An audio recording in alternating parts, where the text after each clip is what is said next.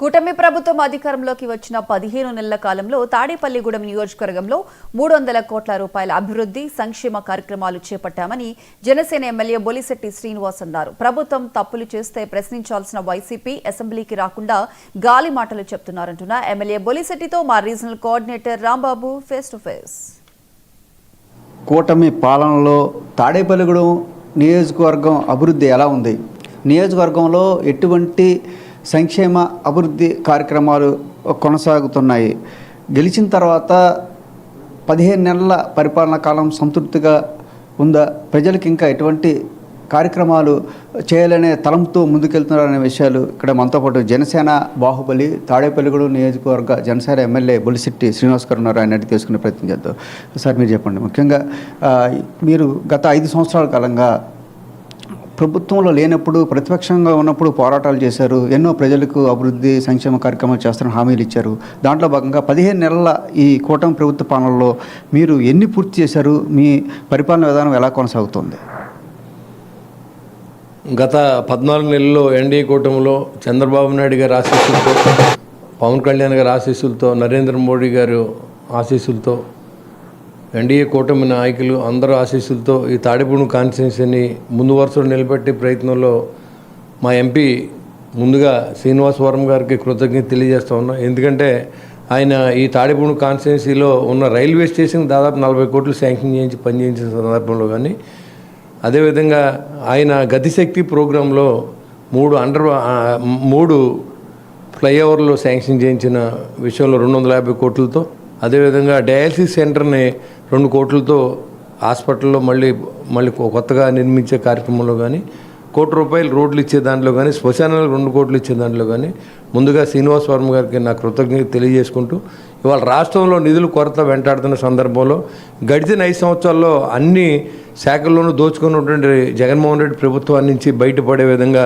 ఇవాళ చంద్రబాబు నాయుడు గారు చేసే ప్రయత్నం అమోఘం. ఎందుకంటే ఓ పక్కన అభివృద్ధి చేయడానికి అరాకొర నిధులతో అయినప్పుడు కూడా ఏదో రకంగా చేయించే ప్రయత్నం జరుగుతోంది. ప్రభుత్వం ఇప్పుగా ప్రతిపక్షాలు ముఖ్యంగా వైసీపీ ప్రభుత్వం చేసిన విమర్శలపై మీరు సమాధానం చెప్తారు? వైసీపీ ప్రభుత్వం అనేది లేదు, వైసీపీ ఎమ్మెల్యేలు లేరు. ఎందుకంటే సభకు వస్తేనే ఎమ్మెల్యేలు ఉన్నట్టు, సభకు రానప్పుడు వాళ్ళకి మనం సమాధానం చెప్పాల్సిన అవసరం లేదు. ఏదైతే ప్రజలు మిమ్మల్ని 11 కాన్స్టిట్యున్సీలు ఎన్నుకున్నారో మీరు దాన్ని విశ్వసించకుండా ప్రజల విశ్వాసాన్ని మీరు పక్కన పెట్టి మీ సొంత ఎజెండాతో సభకు వచ్చి మాట్లాడి సమాధానం చెప్పలేని పరిస్థితిలో ఉన్నటువంటి ఆ 11 గురించి ఆలోచించాల్సిన అవసరం లేదు. వైసీపీ నాయకులు అంటే వైసీపీ పార్టీ ఏది, వైసీపీ ఫ్లోర్ లీడర్ ఏది, వైసీపీకి వచ్చే రిప్రజెంటేషన్ ఏది, 11 మంది అయినా ఒకడైనా వచ్చి మాట్లాడా? ఇవాళ జనసేన ఇచ్చి నీకు ఒకడే మీరు లాక్కున్నారు. ఆడు 11 ఈ 5 సంవత్సరాలు కూడా వెళ్ళాడు కదా. అదేవిధంగా ఆ రోజు చంద్రబాబు గారు అవమానించినప్పుడు కూడా ఆఖరి నిమిషం దాకా పోరాడాడు కదా సభలో. ఇవాళ ఆ రోజు ఆయన అనగొండ మాటలు అన్న వల్ల బయటకు వచ్చాడు. మీరు ఒక శాసనసభ్యుడికి ఇచ్చే గౌరవం ఇవ్వలేదు. ఆ రోజు ఫ్లోర్ లీడర్ చేశాడు, 14 సంవత్సరాలు ముఖ్యమంత్రి చేసిన వ్యక్తిని మీరు అవమానించారు నిండు సభలో. దానికి ఆయన మనసు బాధ కలిగి రాలేదు తప్ప తెలుగుదేశం పార్టీ 23 మంది నెగ్గిన దమ్ముగా అసెంబ్లీలో మాట్లాడారు.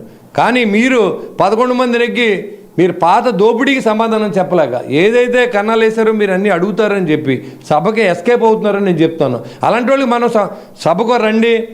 తెలుగుదేశం పార్టీ, కూటమి, బీజేపీ అందరూ చేసిన జనసేన పార్టీ మేము తప్పు చేస్తే మేము నిలదీయండి, మీరు అక్కడే చూసుకుందాం. అంతేగాని సభకు రారు, బయట ప్రెస్ మీట్లు పెడతా ఉంటారు. లేదని ఉంటే రఫా అంటారు, రోజే మాట్లాడద్దే, గాలినా కొడుకులు అంటదే, గాలికి పుట్టారంటదే, ఎమ్మెల్యేలు తిడద్దే. ఇలాంటి పరిస్థితులు నడుస్తుంది. నిన్న చూడండి, పవన్ కళ్యాణ్ గారు నోటుకు వచ్చినట్టు మాట్లాడుతూ ఉన్నారు.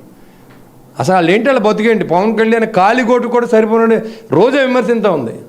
అసలు రోజా టిక్కెట్లు అమ్ముకు బతికింది తిరుపతిలో.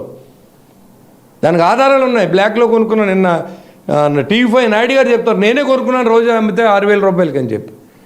ఇలాంటి సందర్భం, ఇలాంటి నాయకులు మాట్లాడుతూ ఉన్నారంటే దొంగనే సంధానం నడుస్తూ ఉంది ఇక్కడ. ఎందుకంటే దొంగతనం చేసేవాడు ప్రతివాడు దొంగతనం చేస్తున్నాడు అనుకుంటాడు, ఆడ దొంగతనం చేసేవాడు ఈడు దొంగతనం చేశాడు అనుకుంటాడు. కాబట్టి అలాంటి అవసరం మాకు లేదు. జనసేన పార్టీ, తెలుగుదేశం, బీజేపీ ఖచ్చితంగా ప్రజల కోసం పనిచేస్తాయి. దాంట్లో ఎలాంటి అనుమానం లేదు, అరమరికలు కూడా లేవు. ఇలా చూసుకుంటే ప్రభుత్వం వద్ద నిధులు తక్కువగా ఉన్నప్పటికి కూడా తాడేపల్లిగూడెం నియోజకవర్గంలో మాత్రం ప్రభుత్వ పెద్దల సహకారంతో అనేక అభివృద్ధి కార్యక్రమాలు చేపట్టడం జరిగింది. అదే రకంగా తాడేపల్లిగూడెం నియోజకవర్గంలో ఎయిర్పోర్ట్ నిర్మాణంతో పాటుగా పేదలకి అత్యంత అవసరమైన మెడికల్ కళాశాల స్థాపన కోసం తన వంతుగా కూడా కృషి చేస్తాను అది చెప్తూనే తిరుపతి టికెట్లు అమ్ముకునే రోజా లాంటి వ్యక్తులు కూడా పవన్ కళ్యాణ్ లాంటి గొప్ప నాయకుని విమర్శించడం అనేది దురదృష్టకరమని, ఇక్కడ తాడేపల్లిగూడెం నియోజకవర్గంలో కూటమి నాయకులందరూ కూడా కలిసికట్టుగా ఒకే మాట మీద వెళ్తూ నియోజకవర్గ అభివృద్ధికి కృషి చేస్తున్నామంటూ కూడా పేర్కొంటున్న జనసేన బాహుబలి బొలిశెట్టి శ్రీనివాస్ గారు. ఇది ఇక్కడ ఉన్న పరిస్థితి. తాడేపల్లిగూడెం నియోజకవర్గం నుంచి కెమెరామెన్ శ్రీనివాస్తో రాంబాబు, 99 న్యూస్. వెస్ట్